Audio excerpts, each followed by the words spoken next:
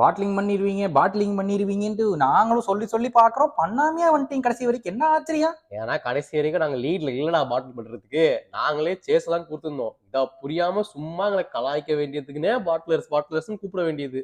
ஓ, அப்ப அதுதான் டாக்டிக்கா?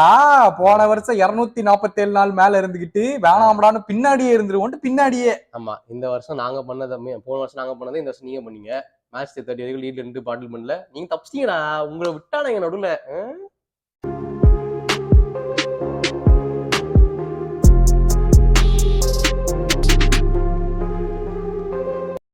Welcome to football Pechu. Final review. என்ன பண்றது, இந்த premier league is coming to an end. ரொம்ப சேட், வருத்தமா இருக்கு எனக்குலாம். வந்துட்டு இதுக்கப்புறம் என்ன வாழ்க்கையில என்ன நம்மளுக்கு போயிடுச்சு. ஆமா, இது வரைக்கும் ஒண்ணும் பண்ணல. ஆர்சனல் இருந்து ஜெயிக்கவும் இல்லை. அதனால என்ன இல்ல, நானே சொல்லிக்கிறேன். இது வரைக்கும் என்ன பண்ணணும்னு கேட்டீங்கன்னா அதுலயும் கொஸ்டின் இருக்கு. கரெக்டான கொஸ்டின் தான், ஒன்னும் சொல்றதுக்கு இல்ல. வாரம் பார்ப்பேன், கடைசியில் ட்ரோஃபி ஜெயிக்க மாட்டானுங்க.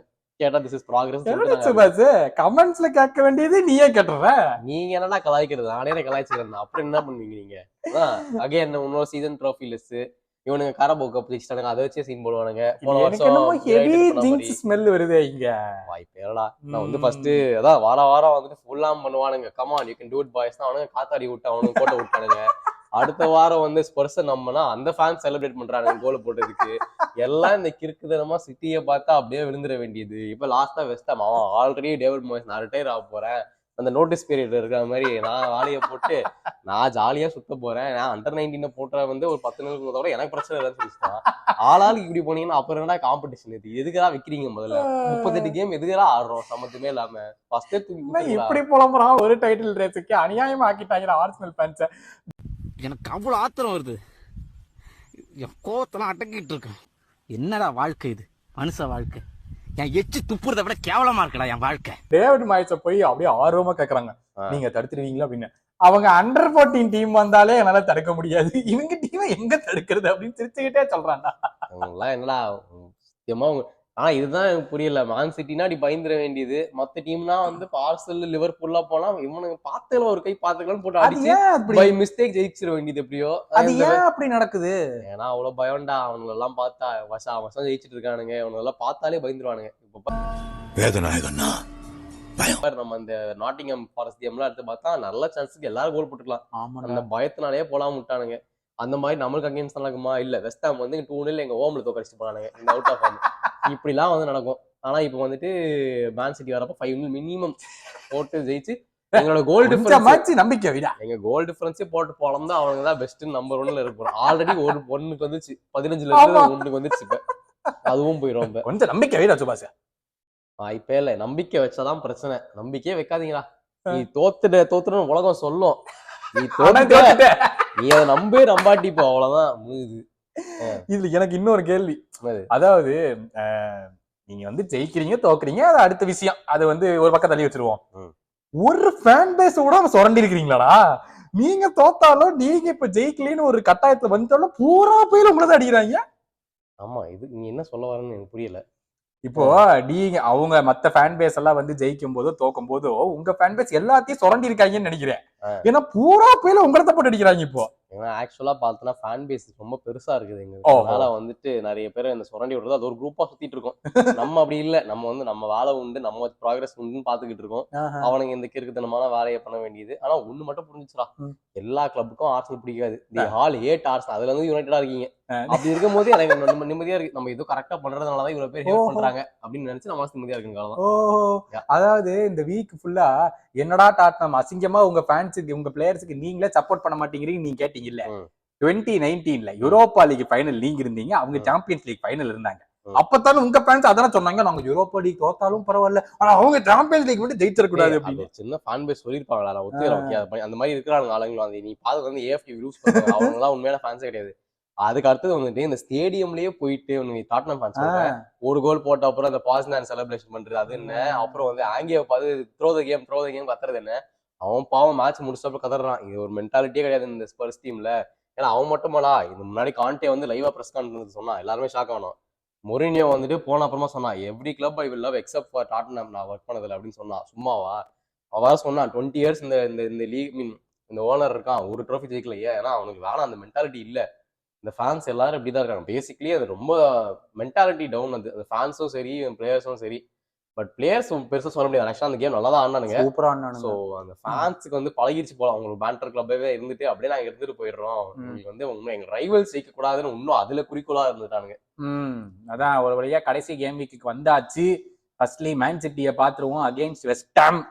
நம்ம கூடூஸ் பக்கெட்டா பவன் சும்மா ஏதோ ஒரு பேர்லாம் சொல்லிட்டு இருக்காது. அவனுங்கலாம் வந்து ஆடிஷன் பண்ண போறானுங்க.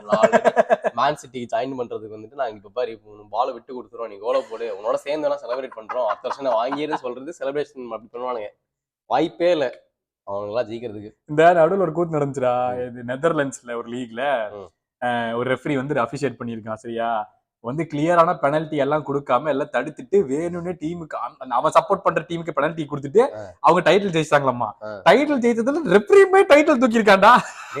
அப்பட்டமா இந்த மாதிரிலாம் என்ன பண்றீங்க? கொஞ்சமாச்சு மறைச்சு முறைச்சு பண்றதை விட்டு இப்படி பண்றீங்க. இல்ல அது மாதிரி சொல்ல வர பக்கெட்டெல்லாம் தம்பி அடுத்த வருஷம் நான் உங்க டீமுக்கு தான் வரணும், அதனால ஒழுங்கு வரியாத நான் வந்து அப்படியே மேலோட்டமா ஆடுவேன். ஏன்னா எப்படி சானு ரொமேரோ சிரிச்சு சிரிச்சு பேசினாங்க. அவனுங்க ஒன்னும் சிட்டி போறது இல்ல, அவனுங்க அழிஞ்சிட போறாங்க டாட்னம்ல இருந்து. இவனுங்க ஆனா வந்து பக்கெட்டாக்கு உண்மையிலே சான்ஸ் இருக்குது போறது சிட்டிக்கு. ஸோ அதனால அவன் ஏதோ ஒரு ஆடிஷனா யூஸ் பண்ண போறான். அப்பார்ட் ஃப்ரம் தட் எனக்கு பெரிய ஹோப்ஸே இல்லை. ஏன்னா வந்து West Ham one of the worst defence. அவனுக்கு நம்பில அவனுக்கு என்னதான் ஒரு கோல் போட்டாலும் 5 கோல் வாங்கிடுவானுங்க அதுக்கு கிட்டன்னு. அதனால பெரிய எதிர்பார்ப்புகள் இல்லை. எனக்கு தெரிஞ்சதான் செலிப்ரேஷன். இது செலிப்ரேஷன் ஃபர்ஸ்ட் போடலாம். டைட்டில் தூக்குறது 5-0 ஜெயிச்சுட்டு ஜாலியா ஃபேன்ஸுக்கு ஒரு நல்ல ஷோவா கொடுத்துட்டு இவனுங்க ஆடி சீசன் முடிஞ்சிச்சு. இப்ப ஆடி ஜெயிச்சாலும் ஒண்ணும் இல்ல, தோத்தாலும் ஒண்ணும் இல்ல. இவனுங்களுக்கு என்ன பிரச்சனை? போய் ஜாலியா செலிப்ரேட் பண்ண வேண்டியது. அந்த அன்டோனியா இதுக்கு நீ இந்த வாய் விட்டுன்னு தெரியல. அவன் விட்டுருக்கா கூடூஸும் விட்டுருக்கான்.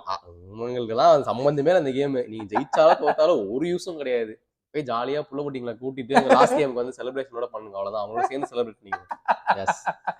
இன்னொரு பக்கம் மாங்குன்னு உன் கோச்சு ஏற்கனவே எமிரேட்ஸ் கட்டினதுல இருந்து first time premier league trophy எங்களுக்கு வருது, நாங்க ஜெயிச்சோம்னா அவங்க தோத்தாங்கன்னா எங்களுது, ஆனா என்னைய பொறுத்த வரைக்கும் நாங்க ஜெயிச்சிட்டோங்கிற நம்பிக்கையில தான் நான் இருக்கேன் அப்படின்னு வாய் விட்டுட்டு இருக்காப்ல.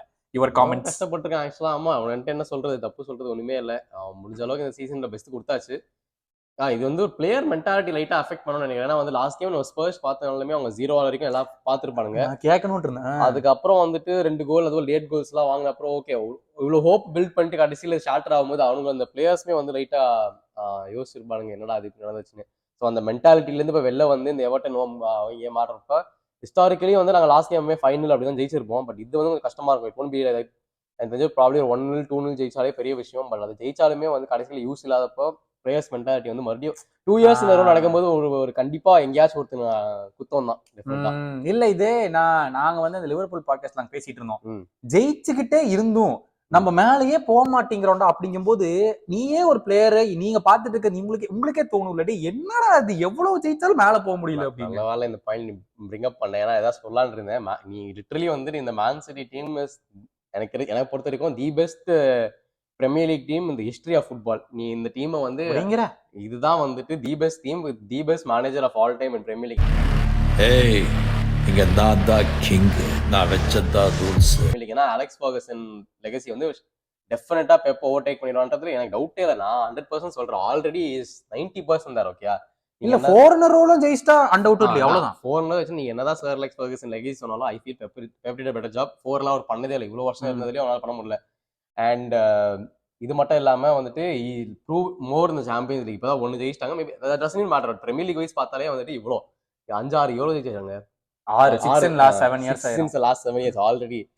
இப்போ ஸோ வந்துட்டு unstoppable. I easily think lower pass Alex Ferguson with is playing one of the most beautiful football இந்த கண்ட்ரி. இதை வந்துட்டு இவர் பார்த்தா என்ன கண்ட்ரிங்க வேர்ல்டுன்னு கூட சொல்லலாம். இவரை பார்த்து தான் வந்துட்டு எல்லாரும் அடாப்ட் பண்றாங்க. ஆர்டடாவா இருக்கணும் மற்றவங்க கூட இது பார்த்துட்டு அதுல இருந்து ஸ்டைல் அடாப்ட் பண்றது தான். பட் அது புதுசா இனோவேட் பண்றது எல்லாம் பெப் தான். Manager best manager genius. Football வந்து பெஸ்ட் இந்த டீம் பெஸ்ட் இந்த கண்ட்ரி.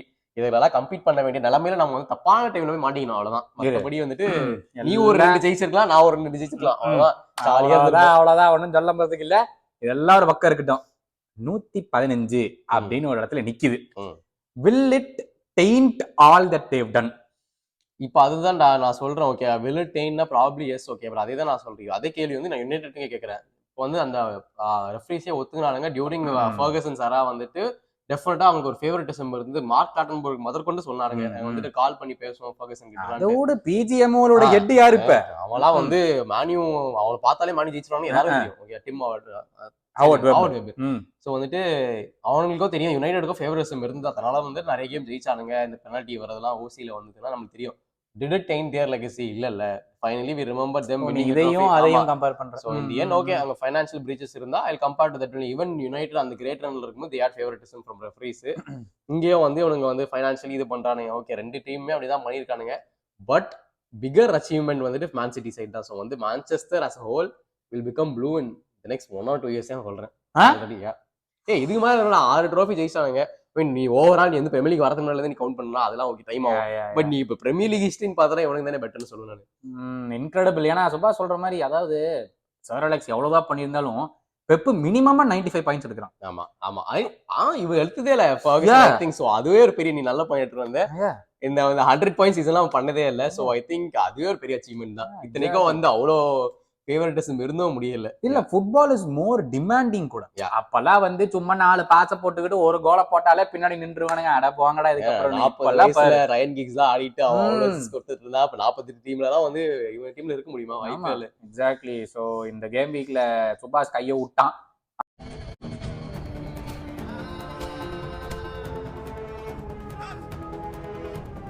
ஆனா நீங்க என்ன நினைக்கிறீங்க அப்படின்னு சொல்லி காமெண்ட்ஸ்ல கொஞ்சமாச்சு ஆர்சனலுக்கு பெனிஃபிட்டா சுபாஷுக்கு பாராட்டி ஒரு 4 கமெண்ட் ஆச்சும் போட்டுட்டு போங்க. ஓப்பன் நீங்க சுத்திட்டு இருக்கீங்க. நீங்க வந்து இதை விட பெருசா அடி வாங்க போறீங்க. மரியாதை இவன்லாம் வந்து வாங்கிட்டு சிரிச்சுக்கிட்டு இருக்கான். உள்ள வலி வெளில சிரிச்சுக்கிட்டு இருக்கான். எனக்கு இங்க பாரு, நான் வந்து ஃபர்ஸ்டே சொன்னேன், என்னால மறுபடியும் லாஸ்ட் டேல வந்து தோக்க முடியாது. நீ பார்த்து வந்து திருந்திட்டு இப்படி வந்து ஒரு நீ வைஸ்மேன் ஆயிட்டு நான் வந்து என்னால அந்த ஸ்டேஜுக்கு வந்துட்டேன். Acceptance stage. சோ வந்து அதை அக்செப்ட் பண்ணிட்டு நீங்க அடுத்த இதுக்கு போயிருங்க. அவ்வளவுதான் முடிஞ்சிச்சு. கூடிய சீக்கிரம் வீடியோ சந்திக்கிறோம். This is the final preview. Gautham சுபாஷ்.